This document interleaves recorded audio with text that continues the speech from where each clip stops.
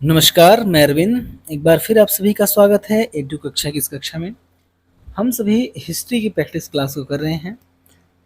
इस क्लास में हम सिंधु घाटी सभ्यता में जो प्रस्तर मूर्तियाँ, मृण्मयी मूर्तियाँ और जो मुहरें मिली हैं, उनसे संबंधित प्रश्नों पर चर्चा करेंगे। तो आइए आज का पहला प्रश्न देखते हैं। पहला प्रश्न है आपका, मृदभांड खंड पर नर्तकी का उत्खनन किस स्थान से प्राप्त हुआ है? मृदभांड खंड पर नर्तकी का उत्खनन किस स्थान से प्राप्त हुआ है? मोहनजोदाड़ो से प्राप्त हुआ है, कुणाल से, सिनौली से या फिर भिराना से? तो आप सभी जानते हैं कि जो नर्तकी का उत्खनन हमें मृदभांड खंड पर मिला है वह कहाँ से मिला है? भिराना से। तो ऑप्शन डी आपका बिल्कुल सही है, भिराना से। अब यह भिराना है कहाँ? तो भिराना आपका हरियाणा में स्थित है। हरियाणा में सरस्वती नदी के किनारे। कहाँ पर? सरस्वती नदी के किनारे स्थित है। भिराना हरियाणा में स्थित परिपक्व हड़प्पा संस्कृति का स्थान है। यहाँ के लाल मृदभांड पर एक स्त्री का चित्र अंकित मिला है, जिसकी तुलना मोहनजोदाड़ो से प्राप्त कांस्य नर्तकी से की गई है। यहाँ पर अनेक कमरों वाले 3 भवनों की प्राप्ति हुई है और 4 कमरों युक्त एक भवन टीले के बिल्कुल केंद्र में स्थित है। कहाँ पर? भिराना में। भिराना है कहाँ? तो हरियाणा में। हरियाणा में किस नदी के तट पर है? तो सरस्वती नदी के तट पर है। हड़प्पाकालीन स्थल दामाबाद किस राज्य में स्थित है? हड़प्पाकालीन स्थल दामाबाद किस राज्य में स्थित है? तो आप सभी जानते हैं कि दामाबाद कहाँ पर है? महाराष्ट्र में है, गुजरात में है, आंध्र प्रदेश में है या फिर उत्तर प्रदेश में है।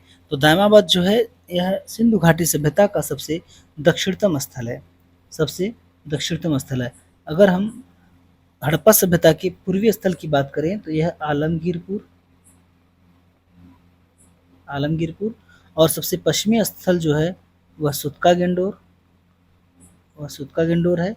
और उत्तरी मांडा, उत्तरी जो स्थल है मांडा के नाम से जानते हैं, और जो दक्षिणी है यह दामाबाद के नाम से जानते हैं। जो मांडा है यह चिनाब नदी के किनारे है, चिनाब नदी, और यह है कहाँ पर? तो जम्मू और कश्मीर में। आलमगीरपुर जो है यह हिंडन नदी के किनारे है। हिंडन नदी कहाँ पर है? तो यह यूपी में स्थित है आलमगीरपुर। दामाबाद प्रवरा नदी या गोदावरी नदी के किनारे है। कहाँ पर है? तो महाराष्ट्र में है, महाराष्ट्र में। और सुतका गेंडोर दास्क नदी के किनारे है। कहाँ पर? बलूचिस्तान में। कहाँ पर? बलूचिस्तान में है। तो ऑप्शन ए आपका बिल्कुल सही है, महाराष्ट्र में दामाबाद स्थित है। महाराष्ट्र के गोदावरी घाटी में स्थित दामाबाद पूरा स्थल है। इस स्थल से उत्तर हड़प्पा कालीन ताम्रपाषाण कालीन जीवन यापन का साक्ष्य प्राप्त हुआ है। 1976 से 1979 के बीच भारतीय पुरातत्व सर्वेक्षण की टीम ने एस साली के निर्देशन में इसका उत्खनन कार्य किया। दामाबाद जोरवे संस्कृति का सबसे बड़ा स्थल है। यहाँ पर हड़प्पा लिपि में अंकित 2 बटन के आकार की सील मोहरें मिली हुई हैं। सील मोहरें मिली हैं। अगला प्रश्न है, सिंधु सभ्यता में किस धातु की जानकारी मिलती है? सिंधु सभ्यता में किस धातु की जानकारी मिलती है? सोने की, कांस्य की या चांदी की या फिर तांबे की? तो आप सभी जानते हैं कि सिंधु सभ्यता को हम कांस्य युगीन सभ्यता के नाम से भी जानते हैं। किस नाम से? कांस्य युगीन सभ्यता। तो यहाँ पर कौन सी धातु मिली होगी? कांस्य की। तो ऑप्शन बी आपका बिल्कुल सही है, कांस्य की। अगला प्रश्न है, किस सैंधव स्थल से मिट्टी के हल का मॉडल मिला है? मिट्टी के हल का मॉडल कहाँ से मिलता है हमें? राखीगढ़ी से, बनावली से, हड़प्पा से या फिर रोपड़ से? तो आप सभी जानते हैं कि सैंधव स्थल से हमें मिट्टी के जो हल का मॉडल मिला है वह कहाँ से मिला है? बनावली से। ऑप्शन बी आपका बिल्कुल सही है, बनावली से। बनावली कहाँ है? तो यह हरियाणा में है। कहाँ पर है? हरियाणा में स्थित है। बनावली से मिट्टी का हल मॉडल मिला है। बनावली हरियाणा के हिसार जिले में स्थित एक पुरा स्थल है जो कि सिंधु घाटी सभ्यता से संबंधित है। यह प्राचीन सरस्वती नदी किनारे बसा हुआ है। इसका उत्खनन R.S. विष्ट ने 1973 में कराया था। बनावली में जल निकासी प्रणाली का अभाव था। अगला प्रश्न है, किस प्रकार के समाज में मातृदेवी की अवधारणा प्रमुखतः प्रचलित थी? किस समाज में मातृदेवी की अवधारणा प्रचलित थी? औद्योगिक समाज में, कृषि समाज में या हथकरघा समाज में या उपरोक्त में से किसी भी समाज में नहीं। तो आप सभी जानते हैं कि सिंधु सभ्यता के जो लोग थे वह मातृ देवी की पूजा किया करते थे। तो ऑप्शन बी आपका बिल्कुल सही है, कृषि समाज में लोग मातृ देवी की पूजा किया करते थे। मातृ देवी की अवधारणा वस्तुतः कृषि समाज में प्रचलित थी। इसके उदाहरण हड़प्पा संस्कृति से मिलते हैं। मातृ देवी को उर्वरता की देवी माना जाता था और हड़प्पा में एक मूर्ति में स्त्री के गर्भ से निकलता पौधा दिखाया गया है, जिसे पृथ्वी की देवी की प्रतिमा माना जाता है। इसे धरती की उर्वरता की देवी मानकर पूजा की जाती थी। अगला प्रश्न है, मेसोपोटामिया के निवासी सिंधु प्रदेश को किस नाम से जानते थे? मेसोपोटामिया के निवासी सिंधु प्रदेश को किस नाम से जानते थे? सिंध के नाम से जानते थे, बिलमुन के नाम से जानते थे, या फिर हिंदू नाम से जानते थे, या फिर मेलुखा या मेलुहा के नाम से जानते थे? तो आप सभी जानते हैं कि मेसोपोटामिया के जो निवासी थे वह सिंधु प्रदेश को मेलुहा के नाम से जानते थे। ऑप्शन बी आपका बिल्कुल सही है, मेलुहा। भारत की जो सिंधु सभ्यता प्राचीन मिस्र और मेसोपोटामिया की प्राचीन सभ्यता के शुरुआती कालक्रमों में से एक है। भारत की सिंधु सभ्यता प्राचीन मिस्र और मेसोपोटामिया की प्राचीन सभ्यता के शुरुआती कालक्रमों में से एक है। इसे हड़प्पा या सिंधु सरस्वती सभ्यता के नाम से भी जाना जाता है। सुमेरियन लेखों से पता चलता है कि उन नगरों के व्यापारी मेलुहा के व्यापारियों के साथ वस्तु विनिमय किया करते थे। मेलुहा का समीकरण सिंधु प्रदेश से किया गया है। अगला प्रश्न है, हड़प्पा सभ्यता में निम्नलिखित किस लिपि का प्रयोग किया गया है? हड़प्पा सभ्यता में निम्नलिखित किस लिपि का प्रयोग किया गया है? वर्णात्मक, चित्रात्मक, ध्वनि वेधक या फिर शब्दांश? तो आप सभी जानते हैं कि हड़प्पा सभ्यता की जो लिपि थी उसे हम भाव चित्रात्मक नाम से जानते हैं। भाव चित्रात्मक लिपि के नाम से जानते हैं। इस लिपि में कुल 64 मूल चिन्ह थे। कितने?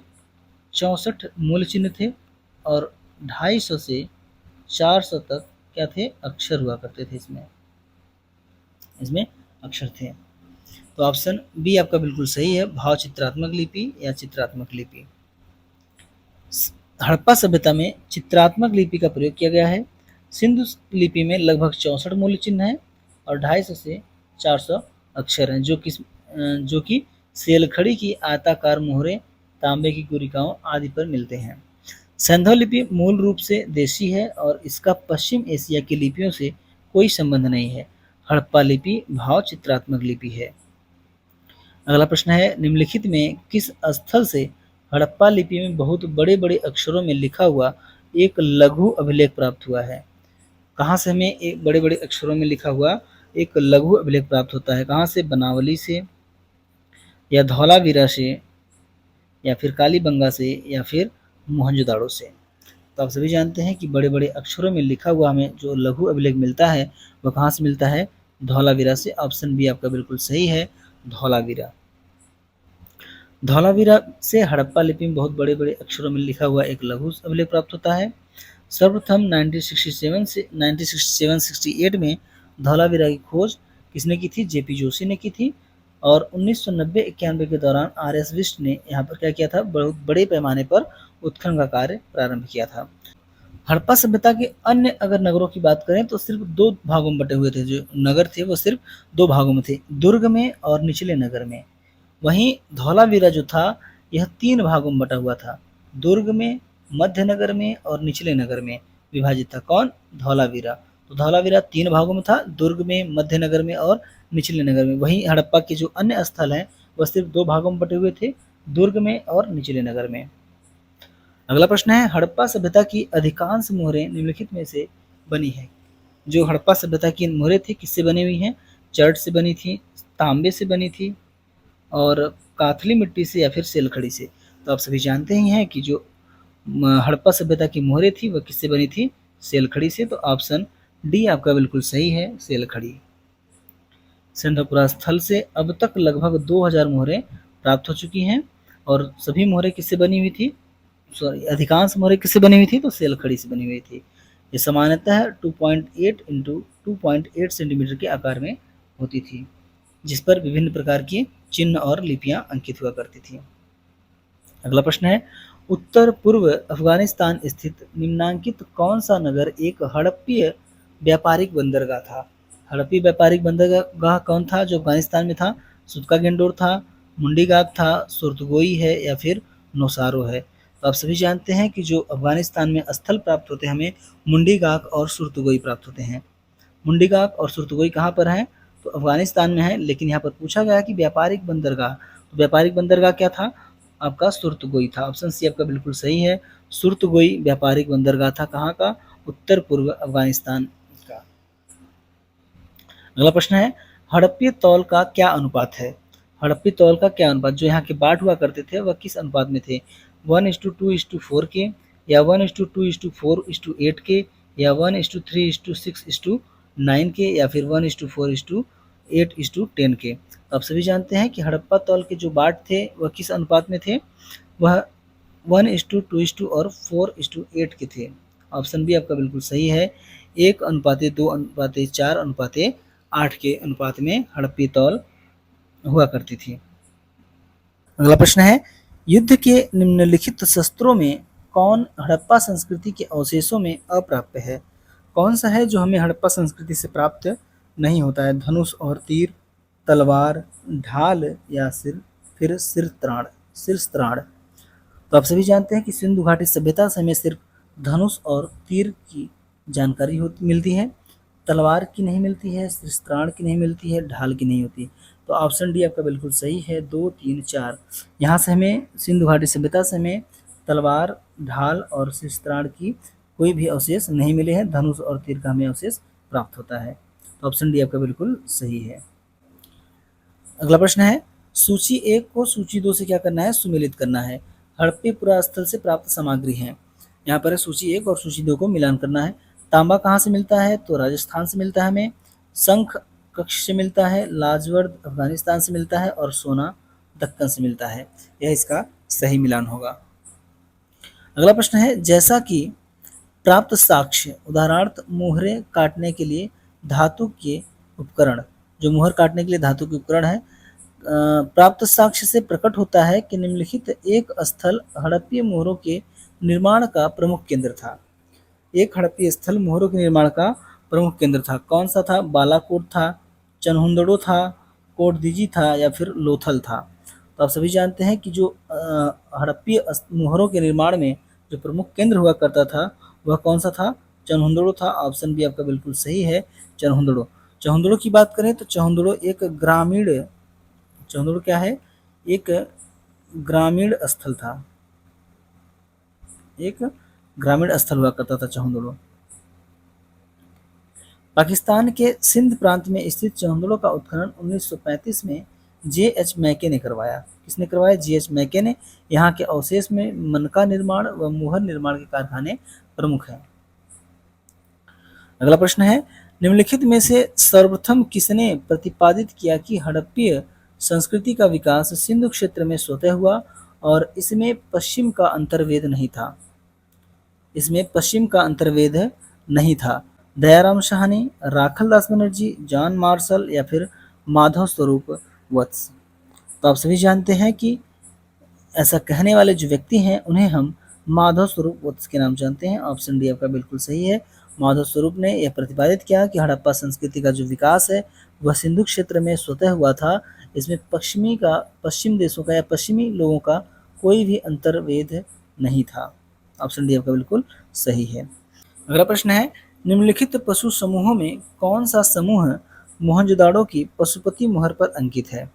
सिंह, गैंडा, भैंसा और घोड़ा, वृषभ, गैंडा, भैंसा और हाथी, सिंह, हाथी, भैंसा और वृषभ, व्याघ्र, गैंडा, भैंसा और हाथी? तो आप सभी जानते हैं कि जो पशुपति मोहर पर अंकित जो पशु समूह है वह कौन है? व्याघ्र, गैंडा, भैंसा और हाथी। ऑप्शन डी आपका बिल्कुल सही है, व्याघ्र, गैंडा, भैंसा और हाथी। मुहर की बात करें तो मुहर पर पद्मासन की मुद्रा में, किस मुद्रा में?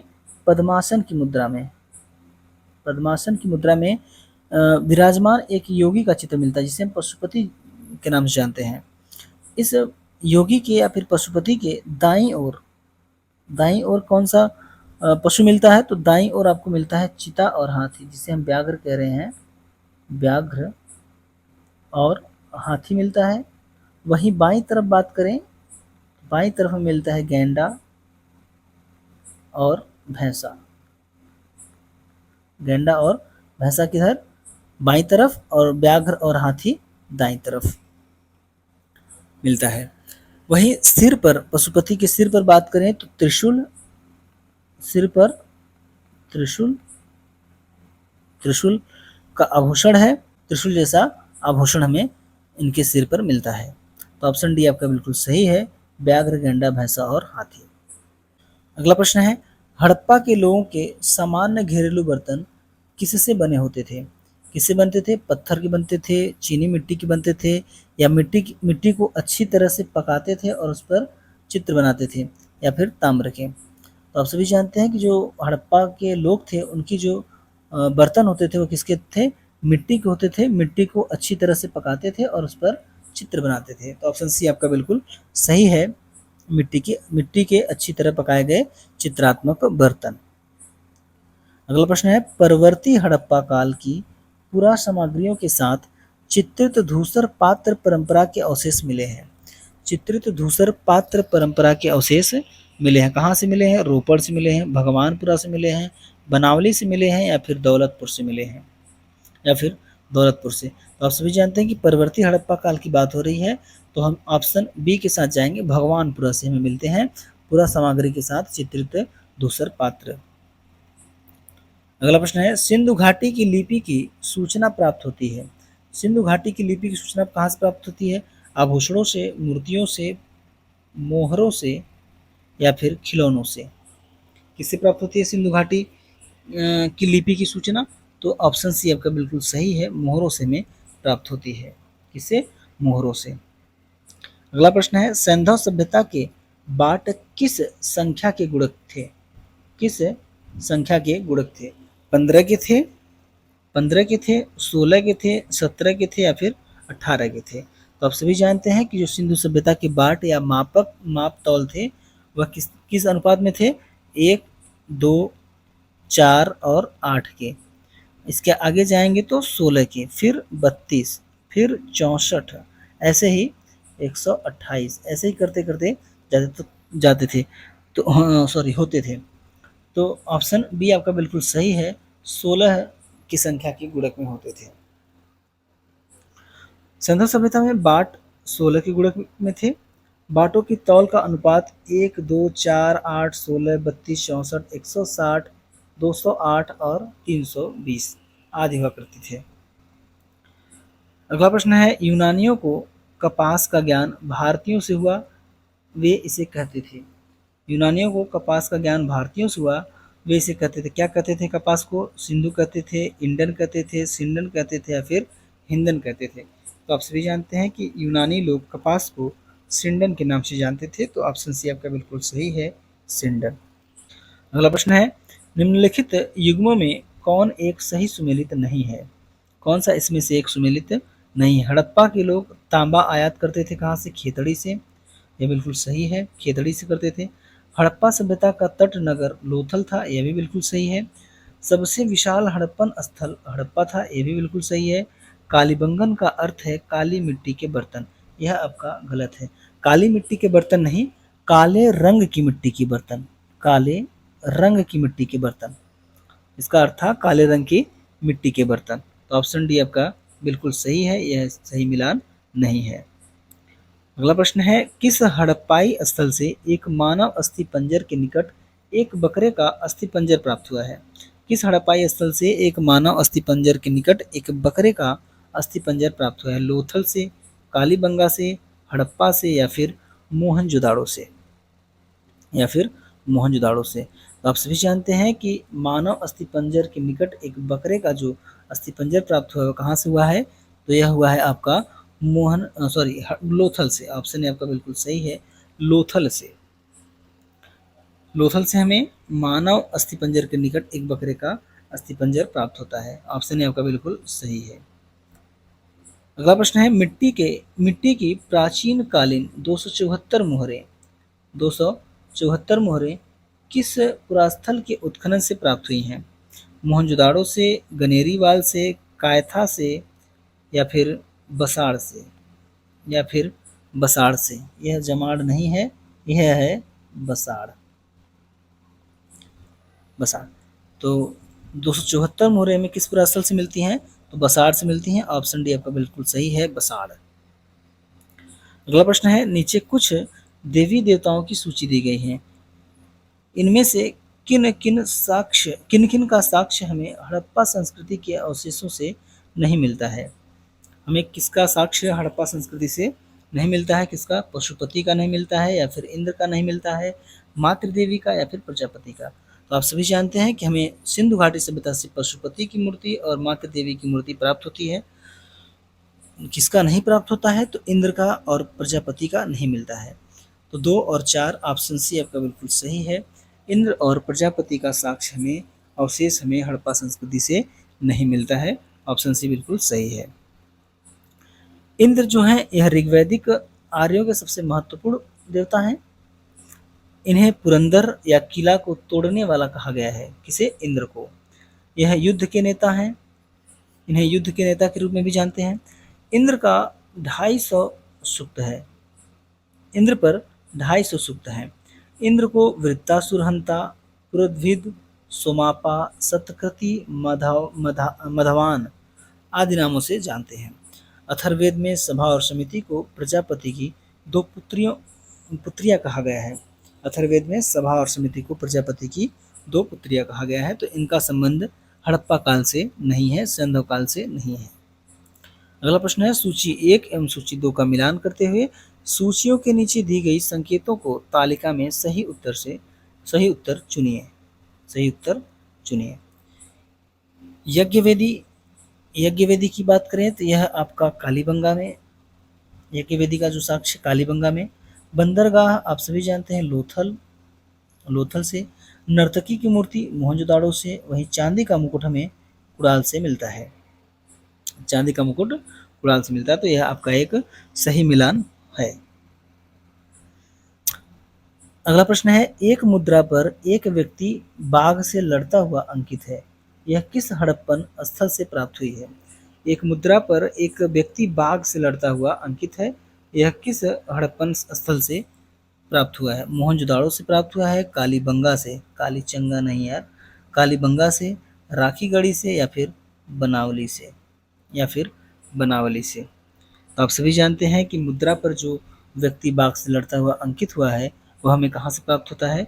मोहनजोदाड़ो से। ऑप्शन आपका बिल्कुल सही है, मोहनजोदाड़ो। अगला प्रश्न है, हड़प्पा संस्कृति के लोग लाजवर्द निम्नलिखित में से किस देश से प्राप्त करते थे?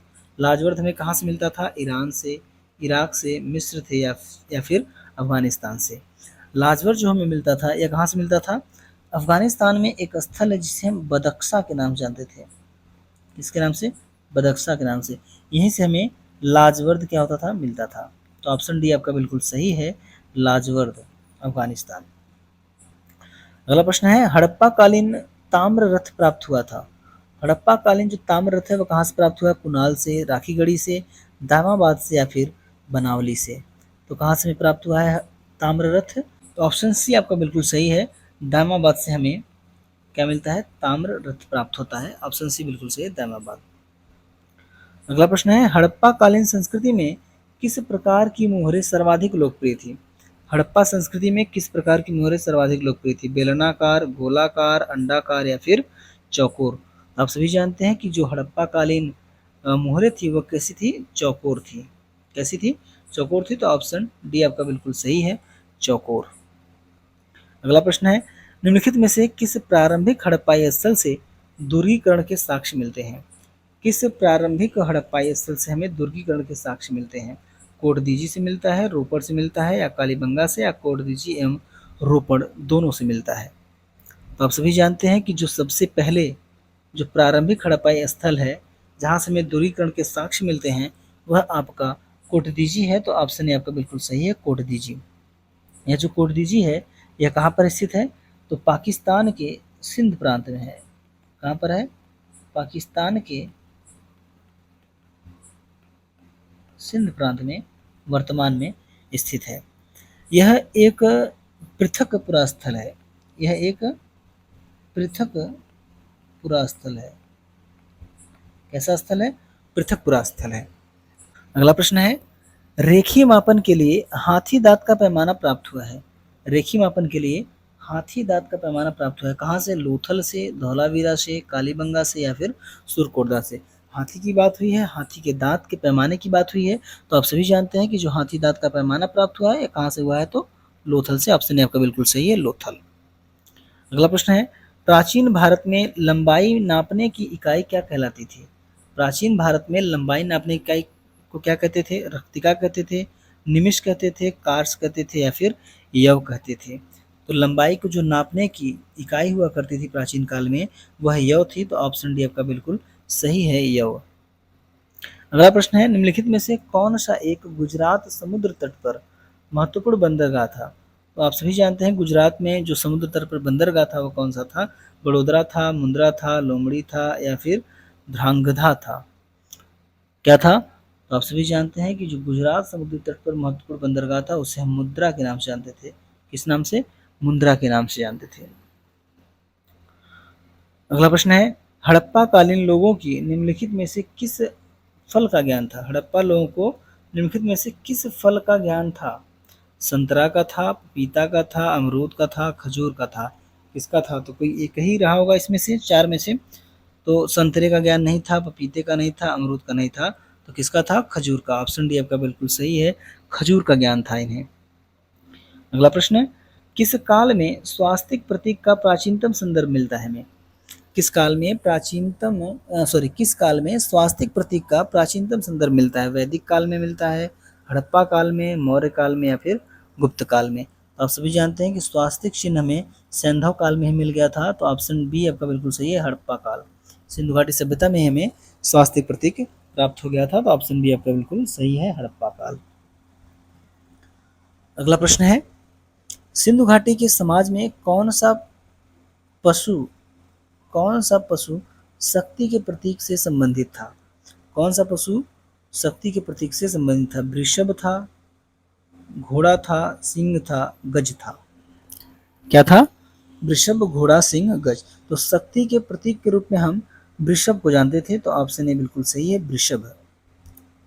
अगला प्रश्न है, किस स्थान से प्रसिद्ध पुरोहित आकृति प्राप्त हुई है? किस स्थान से प्रसिद्ध पुरोहित आकृति प्राप्त हुई? हड़प्पा से, लोथल से, दायमाबाद से या फिर मोहनजोदाड़ो से? तो पुरोहित की आकृति हमें कहाँ से मिली है? आप सभी जानते हैं कि जो प्रसिद्ध पुरोहित आकृति है यह हमें मोहनजोदाड़ो से प्राप्त होती है, तो ऑप्शन डी आपका बिल्कुल सही है, मोहनजोदाड़ो। अगला प्रश्न है, हड़प्पीय स्थलों से नगर योजना के अंतर्गत गढ़ी नगर का मध्य भाग एवं बाहरी भाग प्राप्त हुआ है। तो आप सभी जानते हैं कि हड़प्पा स्थल में जो नगर योजना था जिसमें जहाँ तक सभी हड़प्पा स्थल थे वह दो भागों में थे, दो भागों में बटे हुए थे। किसमें? एक दुर्ग नगर था और एक निचला नगर था। वहीं एक स्थल ऐसा भी था जो हमें तीन भागों में बटा हुआ दिखता है, जो तीन भागों से दुर्गीकृत था, तीन भागों से घिरा हुआ था। एक था दुर्ग, एक था मध्यनगर और एक था निचला नगर। तो कौन सा स्थल था जो तीन तरफ से घिरा हुआ था? दुर्ग, मध्यनगर और निचला नगर। तो ऑप्शन डी आपका बिल्कुल सही है, धौलावीरा था, जो तीन तरफ से क्या था? घिरा हुआ था, गढ़ी, मध्यनगर या फिर बाहरी नगर। यह कौन सा था? धौलावीरा, जिसे हम दुर्ग, मध्यनगर और निचला नगर के नाम से भी जानते हैं, तो ऑप्शन डी आपका बिल्कुल सही है, धौलावीरा। अगला प्रश्न है, सिंधु सभ्यता के लोग किस देवता की पूजा करते थे? सिंधु सभ्यता के लोग किस देवता की पूजा करते थे? पशुपति की, कृष्ण की, वरुण की या फिर विष्णु की? तो आप सभी जानते ही हैं कि जो सिंधु सभ्यता के लोग थे वह किस देवता की पूजा करते थे? पशुपति की। तो ऑप्शन ए आपका बिल्कुल सही है, पशुपति। ऑप्शन ए आपका बिल्कुल सही है, पशुपति। तो आज की कक्षा में बस इतना ही करते हैं। तब तक वीडियो को लाइक, शेयर, सब्सक्राइब करते रहिए और तब तक स्वस्थ रहें, मस्त रहें।